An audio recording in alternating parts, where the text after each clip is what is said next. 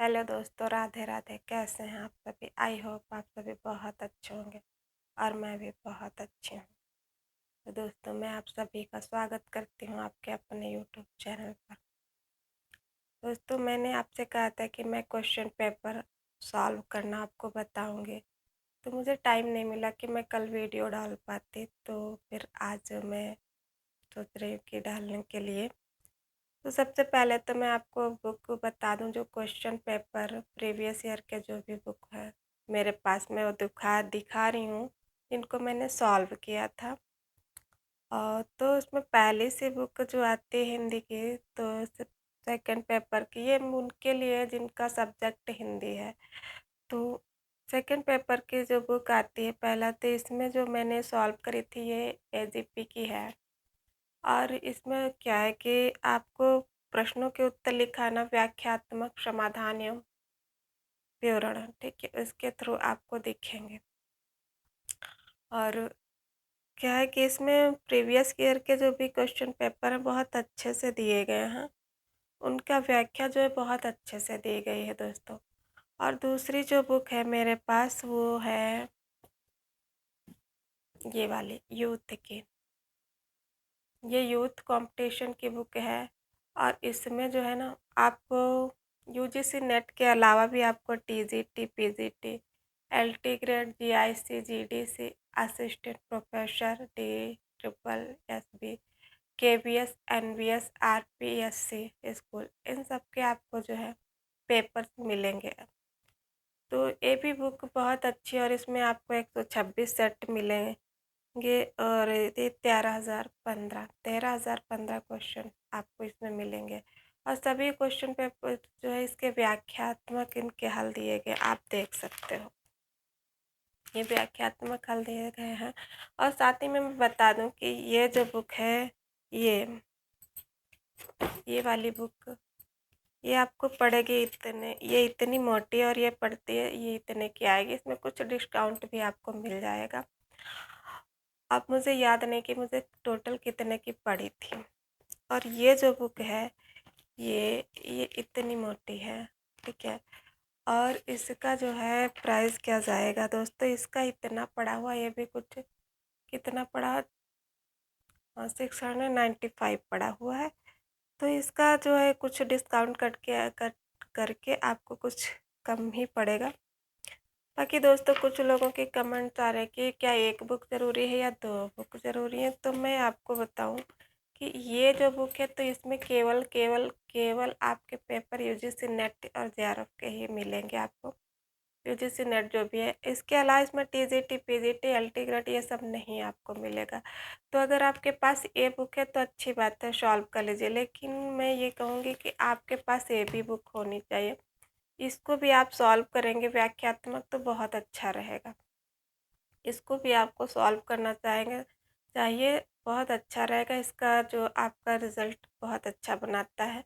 और इसमें ऐसे, अब मैं बताती हूँ कि क्वेश्चन पेपर सॉल्व करने का तरीका क्या है। आप लोग क्या करते हो कि जैसे ये क्वेश्चन पेपर है और आपने सॉल्व किया, ठीक है। और जैसे ये मैं क्वेश्चन देख रही थी कि ये जैसे मैंने क्वेश्चन पेपर जो है ये मैंने सॉल्व किया। आप लोग क्या करो कि सोचो कि परिंदे संग्रह में संकलित कहानियों की संख्या कितनी, आपने नोट कर ली कि साथ, यही याद कर लोगे। बल्कि ये नहीं है, आपको याद ये भी करना पड़ेगा, देखना ये भी पड़ेगा कि वो साथ हैं कौन कौन से। परिंदे कहानी संग्रह निर्मल और मदर रचित है, जिसका प्रकाशन 1956 में हुआ था। और उसके बाद ये कहानियाँ भी आपको याद होनी चाहिए दोस्तों, ठीक है। तो ऐसा नहीं है कि आप केवल इसी को देख लो, नहीं, आपको सब कुछ याद होना चाहिए। अब इसमें भी ऐसे ही सारी चीज़ों का, जैसे ये देखो, ये क्वेश्चन है, दिया गया है कि प्रकाशन वर्ष के अनुसार उनके रचनाओं का सही अनुक्रम क्या है। तो ऐसा नहीं कि आप ये जो से है इसको आप समझ लो बस हो गया, नहीं, आपको ये भी याद होना चाहिए कि हिंदी साहित्य की भूमिका 1940 में है, कबीरदास की 42 में है, और हिंदी साहित्य का आदिकाल 1952 में, मध्यकालीन बौद्ध स्वरूप 1970 में है, इसके अलावा भी ये देखो व्याख्यात्मक जो हल दिए गए हैं, आपको ये भी पढ़ना पड़ेगा कि ये आलोचनात्मक रचना है, हिंदी साहित्य की भूमिका और कबीर, ये सब आपको देखना पड़ेगा। फिर आपको इसमें निबंध संग्रह आता है, ये भी आपको याद करना पड़ेगा। अशोक के फूल 1948, कल्पलता 51, मध्यकालीन धर्म साधना 1952, विचार और वितर्क 1957, विचार प्रवाह 1959 है, कुटज 1964 है। और कुटज 1964 है, इसमें कुल टोटल जो निबंध है इसके अंतर्गत तो वो 16 है, ठीक है। अशोक के फूल 1948, इसमें शायद 21 निबंध हैं। और उपन्यास बाणभट्ट की आत्मकथा 1946 है, चार चंद्रलेख, ऐसे आपको पूरा दोस्तों सब कुछ आपको पढ़ना पड़ेगा। पढ़ने का सही तरीका यही है। अब जैसे इसमें सुमित्रानंदन पंत की जो भी रचनाएं दी गई, आपको सभी कुछ पढ़ना पड़ेगा जितना इसमें है। ऐसा नहीं कि बस कोई केवल आप क्वेश्चन पेपर जो है सॉल्व कर लिए और वो रट लिए। और दूसरी बात ये है कि जैसे आप क्या है, जो क्वेश्चन पेपर आपको नहीं आ रहा, जो मतलब क्वेश्चन आपको नहीं आ रहा, तो उसमें ऐसा नहीं कैसे कर, आपके पास ये भी दोस्तों हाइलाइटर भी होना चाहिए। देखो देखो मैं, ये भी होना चाहिए आपके पास। और ये 50 रुपये में मिल जाता है। इसके जो आपको नहीं आता है वो आपको हाईलाइट कर लेना चाहिए। जैसे मैंने हाईलाइट कर रखा था कि ये मुझे नहीं आता, याद करना है मुझे। इस तरह से आप देखोगे कि बहुत जगह मैंने हाईलाइट किया, जो भी मुझे नहीं आता था क्वेश्चन उसको मैंने हाईलाइट किया। जो मुझे इम्पोर्टेंट लगता था कि मुझे इसके अंतर्गत ये भी आना चाहिए, तो वो सब मैंने हाईलाइट किया है। और आप देख सकते हैं कि मैंने पूरा क्वेश्चन पेपर इसको सब पढ़ा था। ये देखो, ठीक है, ये सारा, ये देख, सब मैंने पढ़ा था। ऐसे नहीं कि मतलब ऐसे ही बस हवा में तीर चल गया और मैं पास हो गई, नहीं, ऐसा कुछ नहीं है। पढ़ा था, मेहनत करी थी मैंने अच्छे से। ये सब आपको पढ़ना पड़ेगा।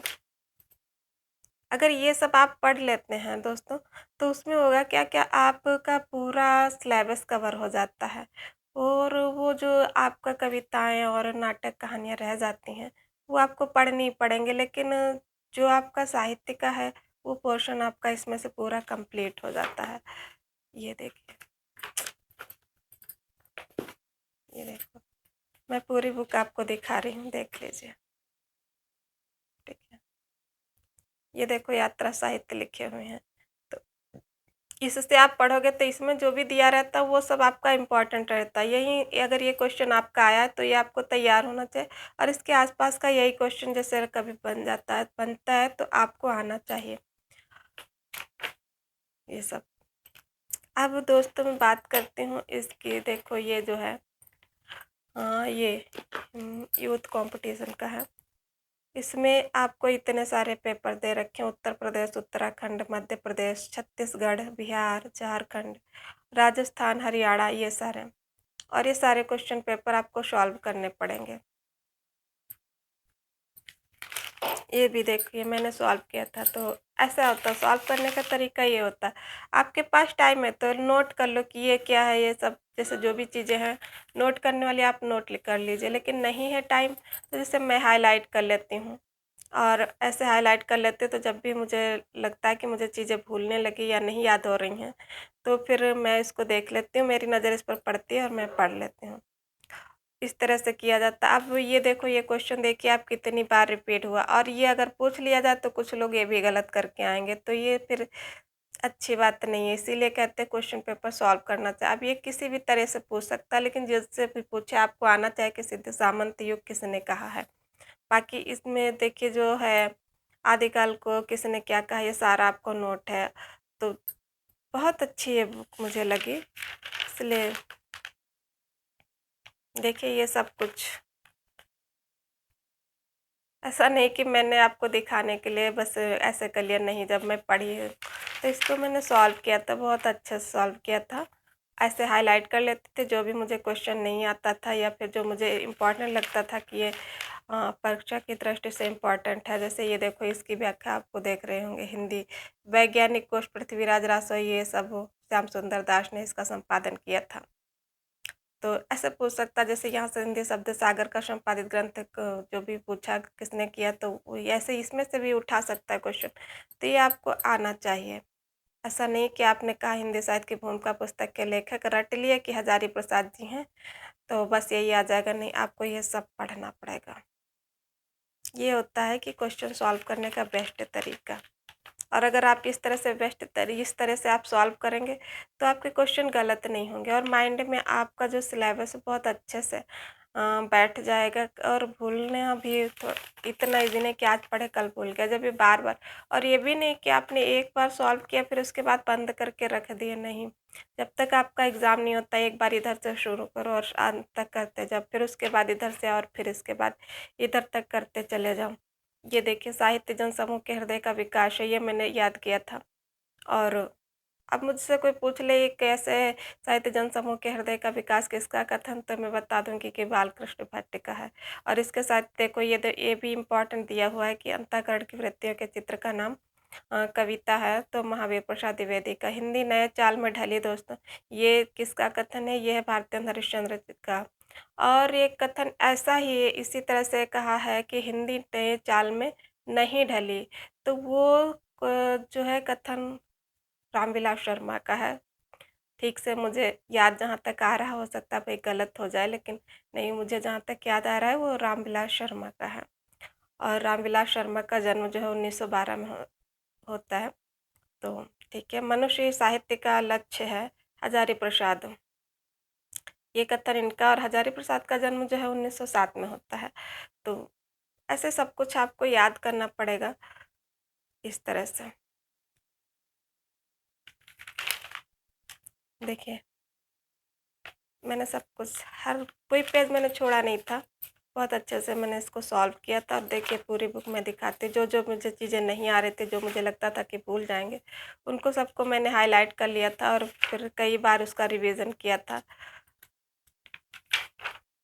इसमें जो आपको मैटर मिलता है वो आपको जो है सॉलिड मिलता है, क्वेश्चन भी बहुत अच्छे अच्छे मिल जाते हैं। इस तरह से आपकी परीक्षा पर जो है ना एक पकड़ बन जाती है, क्वेश्चन पेपर आपको सॉल्व करना आ जाता है। देखिए, ब्रजभाषा के श्रृंगारी कवियों की परंपरा में नहीं, अंतिम प्रसिद्धि कवि समझना चाहिए। तो रामचंद्र शुक्ल ने ये तथ्य किस कवि के बारे में कहा है, तो ये द्विजदेव के बारे में कहा है। ऐसे ही देखिए, मैंने व्याख्या भी सब हाईलाइट किया था कि व्याख्या में भी मुझे इतना सब कुछ आना चाहिए, है ऐसे ही।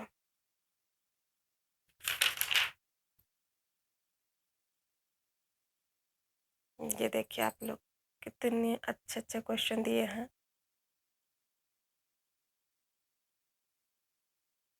प्रेम की पीर या इसका दर्द, ठीक है, तो ये सब चीज़ें हैं।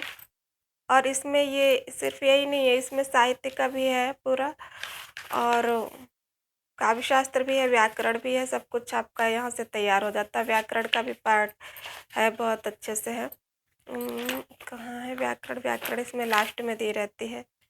ये उपन्यास का, इसमें उपन्यास और उपन्यास, कहानी, नाटक, निबंध, सब कुछ आपको टॉपिक वाइज मिल जाता है।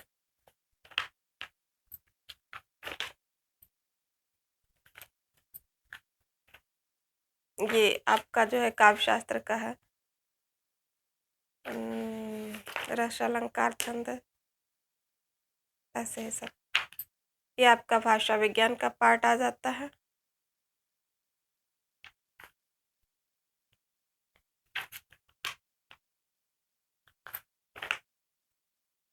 ये व्याकरण का पार्ट आ जाता है आपके पास, व्याकरण भी। व्याकरण मुझे आती थी तो मैं इतना ज़्यादा नहीं सॉल्व करे थे, बस ऐसे ही देख लिया था। और एक चीज़ दोस्तों आपको बता दें कि जैसे आप क्वेश्चन सॉल्व करते हो, तो अगर आप सॉल्व करते हो तो ये नहीं है कि आपने पेन लिया और टिक कर दिया कि इसमें ये सही ना।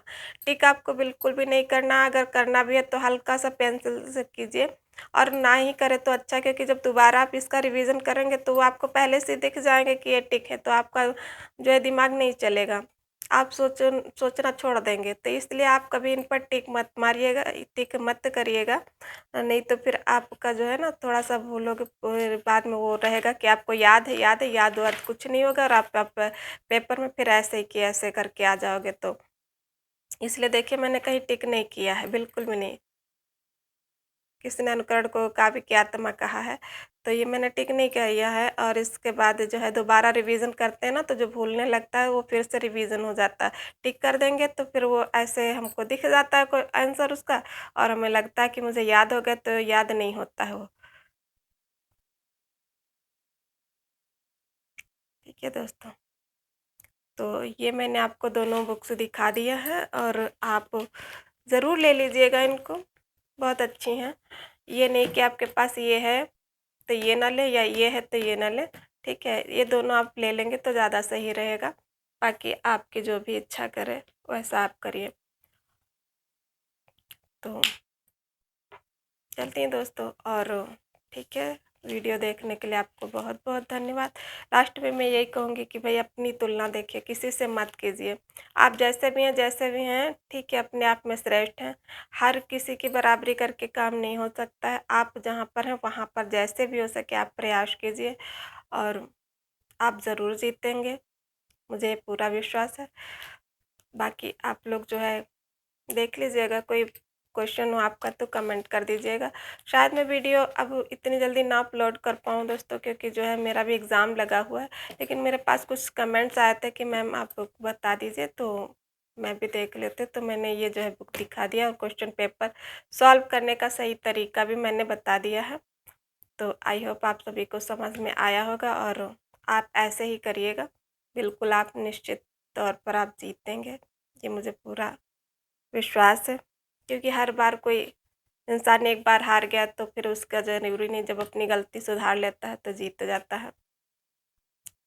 ठीक है दोस्तों, अपना ख़्याल रखिएगा, और थैंक यू आपको वीडियो देखने के लिए। अगर मेरे चैनल पर नए आए हैं तो प्लीज़, अगर आपको ऐसी वीडियोस पसंद आए तो लाइक करना, और ऐसी वीडियोस चाहे तो प्लीज़ सब्सक्राइब कर लेना। वीडियो अच्छा लगा हो तो शेयर करना। थैंक यू, अपना ख़्याल रखना दोस्तों।